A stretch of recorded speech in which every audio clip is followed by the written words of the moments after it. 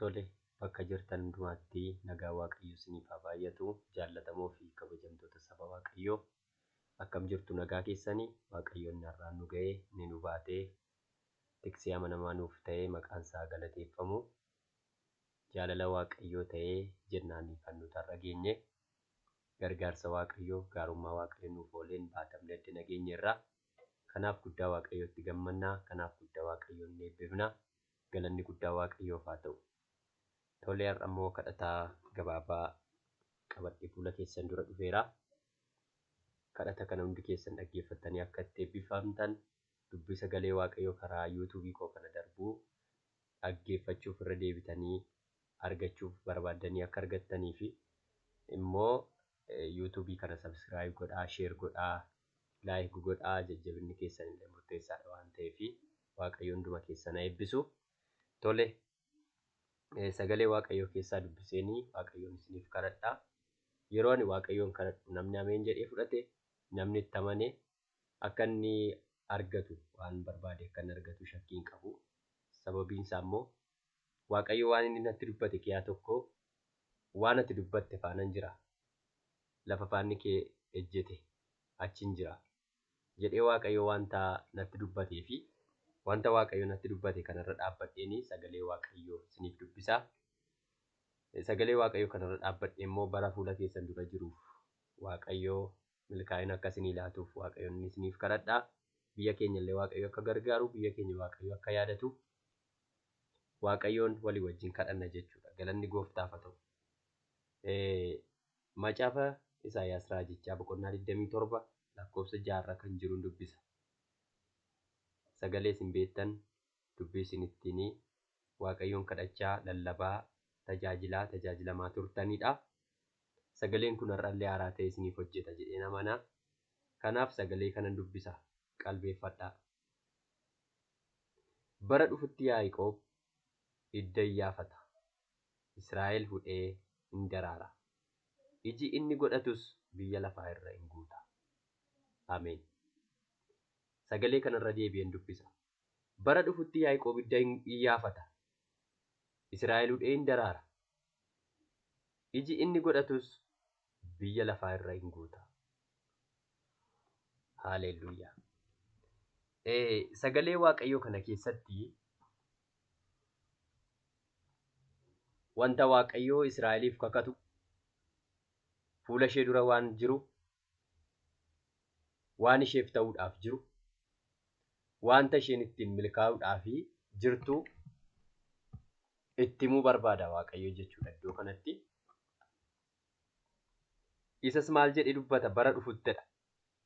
Yaaqoob hidda iyyaafata. Ka'umsi guddina isaatii hidda iyyaafata. Kaleessa iddootti hidda iyyafatu dhabuu danda'u mala ta'a. Kaleessa iddootti hidda iyyafatu iddootti guddinaaf sosocho'u dhabuu dhiisuu danda'a. Har'a jechi Waaqayyoo jalqabarraa kaasee kan inni dubbatu Yaaqoob hidda iyyaafata. Yaaqoob bara dhufutti hidda iyyafata.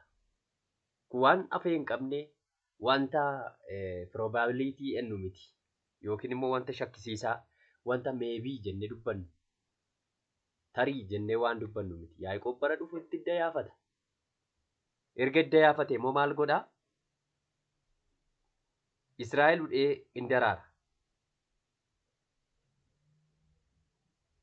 Inni hudhaa hin daraaraa. Erga hudhee daraare immoo maal ta'a? Ija inni godhatus biyya lafaarra guuta'edha. Galanni Waaqayyoof haa ta'u. Yaaqoob hidda iyyafata. Israa'el ija hin godhataa, hin daraaraa, hudhee daraaraa. Ija inni godhatu immoo maal godha? Biyya lafaa guuta. Ija inni godhatu biyya lafaa guuta. Ija inni godhatu addunyaadhaaf barbaadama. Biyya lafaa jechuun biyya tokko waameen dhiibne, Afrikaa jedheen dhiibne, Ameerikaa jedheen dhiibne, Itoophiyaa jedheen dhiibne, biyyoota bakkee biyyoota saaraa gadi jiraatanii jedheen dhiibne. Biyya lafaa jedhe, biyya lafaa guutummaa. Biyya lafaa kanarra iji isaa guuta Waaqayyo. Kanaafi har'a waan tokkoon jechuu barbaada firoota koo. Waaqayyoo waan nuyi amanne irratti hojjeta. Amantii keenya irratti hojjeta Waaqayyo. Amantii nuti qabnu muraasa yoo ta'e amma nuti amanne nuu godha. Amantiin keenya baay'ee guddaadha yoo ta'e, amantiin keenya jabina qaba yoo ta'e, amantiin keenya humna qaba yoo ta'e, Waaqayyo waan nuyi barbaanne nuuf godha jechuudha. Waan nuti itti amanne nuuf godha. Fakkeenyaaf mucaan tokko abbaa isheetiin suuqii dhaqxee sana naa biti yoo jette, abbaan isheetu qarshii baatee jiru yookiin maallaqa qabatee utuu jiru lakkii siin bituu hin jedhu. Yoo of harkaa dhabeetu sossobee waan tokko tokkoon goyyomseetu bukkee darba malee siin bituu hin jedhu. Harka jiraannaan naa biti isa isheen jette irra kan caalullee bituufii danda'a jechuudha. Wanti guddaan daa'imni sun itti machuu isheedha. Nuti sarara abbaa keenyatti Waaqayyotti yeroo himata banannu yookiin immoo yeroo waan nu barbaachisu itti himannu nuuf godha jechuudha Waaqayyo. Garuu amantiin keenya murteessaadha.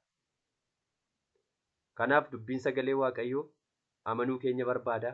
Waaqayyos warra amanan barbaada. Yesuus Kiristoos lafarra yeroo ture warra amantii hin qabne, warra amantiin hir'u yeroo isaanitti dubbatu amma yoomiittan isin wajjin dhiphadha, amma yoomiittan isinii wajjin rakkadha jedhee yeroo inni isaan dheekkamu argina jechuudha.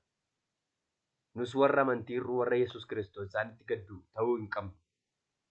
Kan nuti ta'uu qabnu warra amantii guutuu qaban, ija guutuudhaan fuula Waaqayyoo dura dhaabbatanii yeroo hundaa Waaqayyoo waammatan, yeroo hundaa Waaqayyootti iyyata isaanii dhiyeeffatan, yeroo hundaa ilaa kun naaf ta'uu qaba, kun naaf raawwachuu qaba jedhanii warra jala muran barbaada jechuudha sagaleen Waaqayyoo.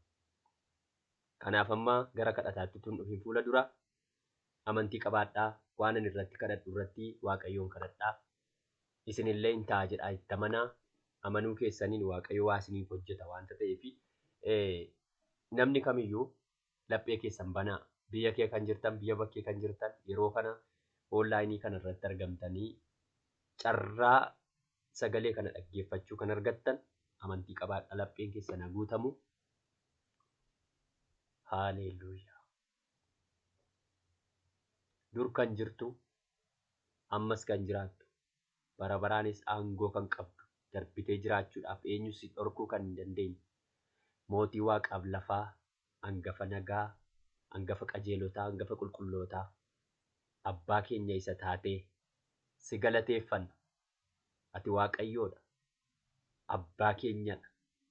Gaarummaa guddaa nuuf goote, jaalala guddaa nutti argisiiste, marartee guddaadhaan nu jaallatte. Jaalalati nutti argisiiste haati abbaa nutti argisiisuudhaaf dandeettii isaa hin arganne. Hiriyoonni keenya jaallannee warra nuti ofitti siqne, ofitti butannee nu jaallatanii warra ofitti nu butatanis jaalalati nutti argisiifte nutti argisiisuu hin dandeenye.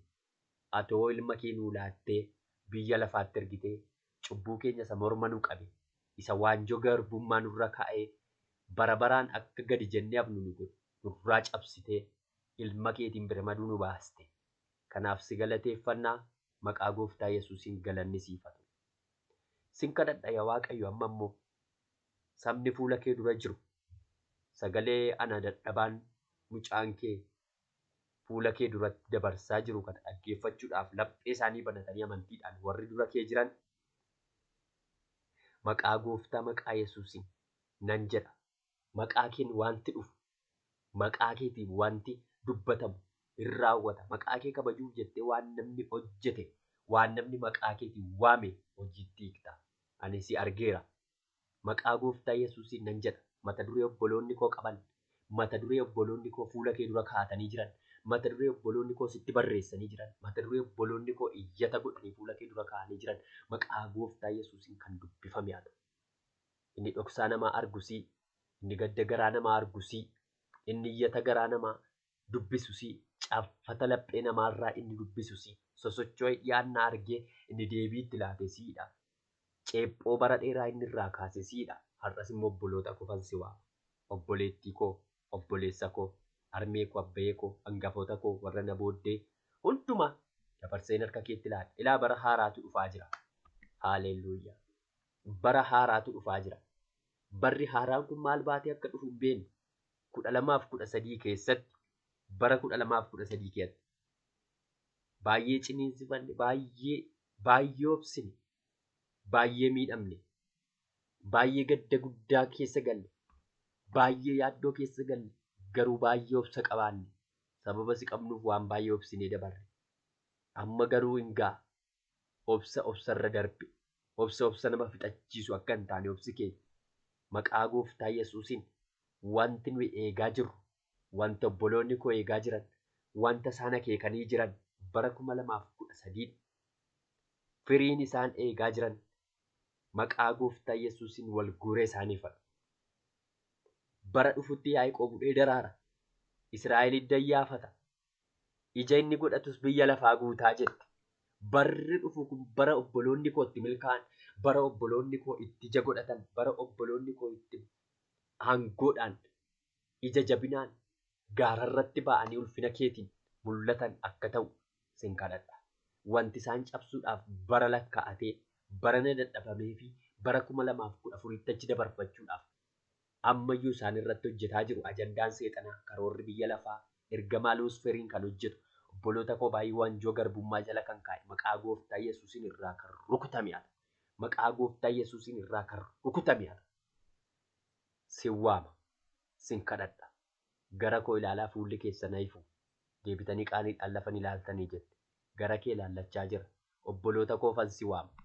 Obboloota si waamaa jiraniif, obboloota si eegaa jiraniif, obboloota mata duree si biraa qabaniif, obboloota kakuu isaanii eegaa jiraniif akka argamtu barbaada. Akkati isaanii mil'attu, akkati isaaniif mul'attu barbaada. Maqaa gooftaa Yesuusiin gara obboloota koo ilaaluun jaalala kee haa ta'u. Gaddaniiru 2013tti waan baay'ee dabarsan, wallaansoo dabarsan, jecha hiriyaa dabarsanii, jecha masaanuu dabarsanii, wanta baay'eedha kan sammuu isaanii nyaachaa ture. Wanta baay'eedha wanti sammuu isaanii waraanaa ture. Hingaa 2014 bara hojii, bara milkaa'inaa, baratti kakuun raawwatu, baratti yaafataman, baratti iji isaanii biyya lafaarra guutu. Haaleluyyaa. Bara isaanitti milkaa'ina guutuu milkaa'an, bara isaanitti aangoo du'aa cabsanii, bara isaanitti mul'ata waaqarraa arganii, bara isaanitti si wajjin hojii hojjetan, bara isaanitti hojii haaraa si wajjin jalqaban, bara isaanitti afaan banatanii si wajjin haasa'uu jalqaban akka inni ta'uuf hin barbaadu. Ulaan waaqaa isaan irratti banamu. Ulaan waaqaa isaan irratti banamu. Bakka adda addaa kan jiraatan, dhibee adda addaan miidhamaa kan jiran, bakka adda addaa jiraatanii dhibee adda addaan hubamaa kan jiran, dhibee garaa garaatiin mar'ummaan isaanii ciccitee kan dhume, dhibee koronaan qabamanii neerviidhaan, kaleedhaan, sombaan, wanta adda addaa hasimiidhaan, waan baay'eedhaan qabamanii kan jiran. Maqaa gooftaa maqaa Yesuusiin yeroo kanaa qabanii furmaata haa argatan. Yeroo kanaa qabanii furmaata haa argatan. Wanti isaan cabsuuf bobba'e, wanti isaan cabsuudhaaf ka'e maqaa gooftaa Yesuusiin irraa diigamu. Ergamaa dhukkubaa, ergamaa seexanaa, ergamaa du'aa, harfii seexanaa irraa cabseera, irraa diigeera, irraa urreesseera. Maqaa gooftaa Yesuusiin yeroo kanaa qabanii nagaa ta'an, birmaduu ba'an. Dhibeen bara lakkaa'e, dhibeen tajaajilaa meeqa lakkaa'e, dhibee isaan iddoo meeqatti fuudhanii dhaqanii, nama meeqatti iyyatanii falatti dhaban. Ammumaa qabee furmaata argatu. Maqaa gooftaa Yesuusiin ammumaa qabee deebi'aa argatu. Kadhati isaanii, inni isaanitti bu'an, inni isaan nama meeqaaf bilbilanii, bakka meeqa dhaqanii, waan meeqa fayyadamanii, mallattoo garaa garaa fayyadamanii itti furmaata dhaban yeroo ammaa qabee deebiitti argatu. Maqaa gooftaa Yesuusiin deebi'aa argatu. Inni kana gootu ati Waaqayyoodha. Inni kana raawwattu ati Waaqayyoodha. Si haa galatu. Biyya keenya yaadadhu. Biyyi keenya boo'aa jirti. Nama baay'ee dhabaa jirra. Waldaa baay'ee dhabaa jirra. Maaliif akka ta'e beeknu nuyi? Kiristaana irratti lolli ka'a jennee haasa'uu beekna malee maaliif akka lollichi ka'aa jiru hin beeknu. Fuula kee duraa dhufe si biraa ergame ta'e hin beeknu. Gaafa na dabu adaba koon gaafa dhufu immoo iddoo aarsaarraan jalqabatti mataa goreen jalqabatti. Ilaa lolatu ka'aa jira. Waldaa baay'ee cufamaa jira. Waldaa baay'eetu gubataa jira. Waldaa baay'eetu dhumaa jira. Wanta baay'ee argaa jirra. Kun immoo dhuma barootaa mul'isa. Kun immoo dukkanaa'uu mul'isa. Maqaa gooftaa Yesuusiin obboloota koo warra si eegan yaadadhu. Obboloota koo warra si waaman yaadadhu. Obboloota koo warra abdiin fuula kee turan yaadadhu. Kana waan gootuuf ulfaadhu. Kana waan raawwattuuf si haa galatu. Wanti nu gaaduuf ba'u. Wanti yeroo hundaa nutti qaxxisu. Wanti uffata qulqulluu ati nutti uwwifte nurratti xureessuu barbaadu. Maqaa gooftaa Yesuusiin kan rukutame haa ta'u. Maqaa gooftaa Yesuusiin kan rukutame haa ta'u. Sagalee kee nuuf ergi. Yeroo hundaa nutti haasa'i. Yeroo hundaa mucaa koo nuun jedhi. Nuun hin oodin. Nama xixxiin oodde nama du'eedha. namatti jalaa callifte, namatti jalaa calluma jette, namatti tuffatte, namatti jibbite, namatti dhiifteedha. Namatti deddeebitee adabdu, namatti deddeebitee itti bubuutu nama yaadni keerreeruudha. Namatti iddootti deeffachuu barbaaddeedha. Adabii nu deeffadhu, rukutii nu deeffadhu, miitee cabsitee nu hambisin, gara jireenyaatti nu waami, gara jireenyaatti nu deeffadhu. Ammayyuu ibsaan kee nurraan dhaamin, galanni siif haa ta'u. Biyya keenyatti araarami. Biyyoota bakkeetti lubbuu baay'ee dhumaa jira. Ol adeemaa baay'ee dhumaa jira. Obboloonni keenya biyya keenya gara biyya biroo deeman illee kan reeffisaa as dhufaa jiru baay'ee jira. Waan baay'ee namatti hin tolle, godaannisa baay'ee sammuu keenya keessa jira. Waan ilaaluun nutti hin tolle waan baay'eetu jira. Maqaa Gooftaa Yesuusiin ati nu yaadadhu. Nu yaadadhu. Kaleessa kan warra kaanii haasofne, bor akka kan keenya haasofne, namni akka kan keenya haasofne, akka namni bor waa'ee keenya ajandaan godhanneef nu gargaari. Warra kaayyoo qaban nu taasisi. Warra wacanii wajjin wacanii, warra iyyanii wajjin iyyanii, bor mana warra dhaban nu taasisin. Warra waamicha isaanii beekan, warra kaayyoo isaanii beekan, warra waan godhan beekan, warra waan itti hiriiran beekan nu taasisi. Si haa galatu. Ulfaadhu. Waan kana gootuuf maqaan kee eebbifamu. Ammallee yaa Waaqayyo, yeroo si kadhannu keessatti kadhati keenya akka kadhata Daani'el guyyaa 21 qilleensa keetti qabamee hafa osoo hin taane, kadhata keenya abiddaan simachuun jaalala kee haa ta'u. Kana waan gootuuf ati Waaqayyoodhaa si haa galatu. Sattiin biyya lafaa jaallatte ilma kee Yesuus Kiristoosiin. Ameen. Waaqayyo isin haa eebbisu. Yeroon isinii kadhadhu amantiidhaan isiniif kadhadhaa. Yeroon isiniif kadhadhu yaada koo hafuura qulqulluurra kaa'een isinii kadhadha. Isinillee akkuma kana yaada keessan, dubbii keessan, qalbii keessan hafuura qulqulluurra kaa'atii Waaqayyoon kadhadhaa. Waantan kadhadhe kun immoo isinii ta'a. Gooftaan hunduma keessan haa eebbisu. Dhaggeeffattanii amma dhumaatti xumurtan taanaan yuutuubii koo sabskiraayib godhaa, feesbuukii irratti, miidiyaa qabdan irratti sheer godhaa.